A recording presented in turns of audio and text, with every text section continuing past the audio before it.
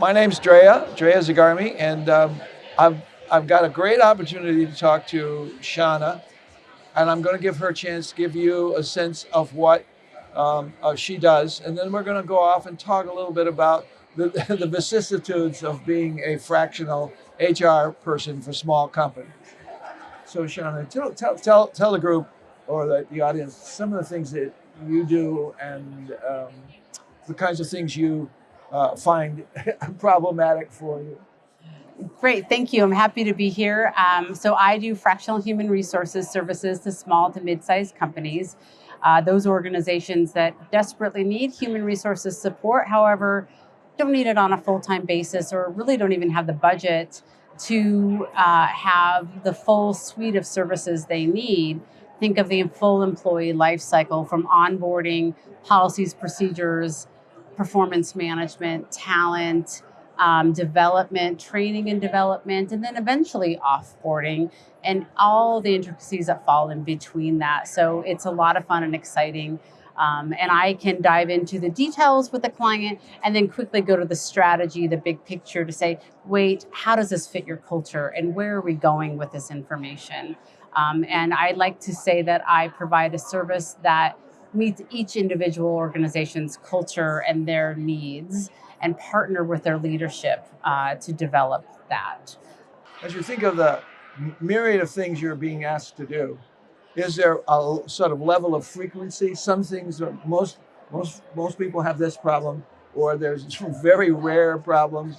But is there any pattern to what's being asked by your clients? That's a really good question. I think overarching the pattern is really getting down to small businesses. Everybody is asked to wear multiple hats, including the leaders and the founders of the organization. So they're trying to run the business, however, then get into the details with day-to-day operational things. So how do we coach to elevate them out and train their mid-level managers if they're large enough to have have that mid-level size, so they believe in the vision and can handle the day-to-day stuff, and the owners can actually run their business. Oftentimes, really the easiest way to start is the basic employee handbook and the policies and the procedures, which sounds very rudimentary, but it is really kind of a foundation. And once I dive into a handbook, it leads to just an onion that I can peel apart of, well, what do you do with this policy? And why do you have this policy? And do you have this policy because you had one employee who made a mistake, or is it a systematic problem within your organization, right? And then let's look at all of your benefits and policies, your time off, for example. What are you doing and how does it align with your culture, and how can we enhance? And really start to build that foundation and create a company and an employer of choice so they have retention. The challenge that a lot of my small organizations have is they can't compete with a large enterprise level organizations. Sure, of course. They don't have the budgets for that. Their health insurance costs are far more expensive. So what do we do to get creative to create a culture and packages and perks to keep them there? And it's not always about the paycheck. It's all about the benefits. A lot of it today with generations coming in, Gen Z, is purposeful work, and are they contributing, and do they feel respected and valued in their organization? What's the average size of small company that you work with? It's probably right around 40 employees. My smallest is 10. My largest is over 100.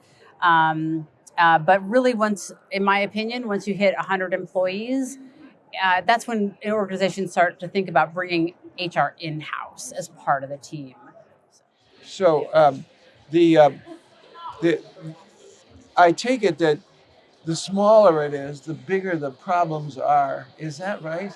Not necessarily. They're different problems. The smaller it is, the easier we can identify what the problem is and figure out how to attack it, so to say, or resolve the issue. The larger you get, more people, more problems. So it's really almost an inverse relationship with that. I hadn't thought about that. Yeah, more people, more problems. I've seen and been in companies where the major problems are the personalities, and there's not enough people to dilute the personality problems that are inherent in the way people treat each other. Exactly. Yes, that is a big problem. And how do you develop that culture to empower healthy debates? I love a healthy debate, and respect the other opinion and drive for the right answer. And everyone still feels heard and listened. But at the end of the day, you got to make a decision, and not all suggestions are going to be implemented. And there are multiple personalities, and acceptance and listening. And I always like to say, you don't have to be best friends with the people you work with. You don't have to go to happy hour after with them. However, within the constraints of the organization, there's mutual respect. And that's really the foundation that helps them grow and thrive. I got it. I got it. The other thing I thought about, small companies often have succession problems, or inherent in the interactions are the relative family relationships that Could be, yes, exactly. If it's a family-owned business and the succession planning with that, there's a lot of challenge in coaching with, you've got the legacy of the organization, the founder who wants to retire. Well, they say they want to retire. However, they don't retire.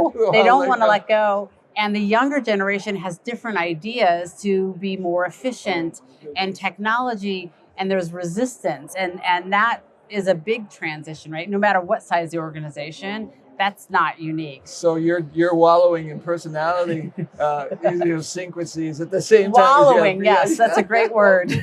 Well, and at the same time saying, well, you're only going to be able to correct this by doing certain things, technically or skill-wise. Right.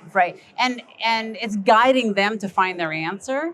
I may have all sorts of fabulous ideas that I think are fabulous. However, the client may think they don't work because they have the history and the legacy. So again, it's that onion that we're peeling out of asking a lot of questions of where do you want to go? What do you want to be? What's your culture? What are your challenges? And where do you see the vision going? And then helping them find their answer for their unique culture and what they want to do. There's an old family joke about this. Man goes to a psychiatrist and he says to him, "Doc, you got to help me. It's my brother. He's driving me crazy. I can't stand it. I can't sleep. I can't manage him. He's crazy." And the guy says, "Well, calm down. What seems to be the problem?" And the guy says, "Well, he thinks he's a chicken." and the psychologist says, "Well, that doesn't sound like much of a problem. Why don't you just tell him he's not?" He said, "I can't. I need the eggs." And you've got people in the organization doing things not because it's functional, but because that's what they need to do for their own psychic. Exactly. Needs. That's such a great analogy. It's just like, oh God. So perfect. So, if you look back on it now, what are some of the things you might consider saying to some people to use your services well? To be open-minded, to listen, to approach problems from a different perspective. Look at human resources as an opportunity to help their organization. I like to think of it as, do you want HR as a part of your team to grow and support your organization, or do you need it, right? And there's probably a differing opinion depending on the day. Some days you need HR. Really? But also overarchingly seeing that value that HR could have and having the desire to want it, of like, HR is a partner with my organization. They're going to look at things from a different perspective and help me grow and reach the next level of success that is out there, whatever that may be. So, wow. It sounds like a fascinating occupation. It's fun. I love it. And there you are sitting there with, I don't know what to do about somebody, but he still thinks he's a chicken. But right. It's really, you can't change personality. You cannot. But the secret is, a lot of HR people, they don't have the answers either. We're asking the questions to dive deeper. Like, let's figure out what the right solution is. There's a lot of gray area in HR, that's for sure. Yeah, and I suppose it doesn't have to do with legal issues so much as it has to do with competencies that the company needs and doesn't have. Correct. Competencies, what they don't need, and hopefully it doesn't get to the legal issues. Hopefully we can get some systems in place, address some issues before we need to call an employment attorney or do something like that. Oh no! Right? Do you get that? You got a Rolodex float. Unfortunately, yes. Yeah. You live by your wits out there, don't you? You have to. Yeah. You have to. You have to. I think you got to know what you don't know, And be willing to say it in front of the customer. and say, okay, this is stop. We actually, I think, need to engage an employment attorney for this to get advice to make sure that you're going down the correct path, and let them, do that. I got to know what I don't know. Wonderful, wonderful.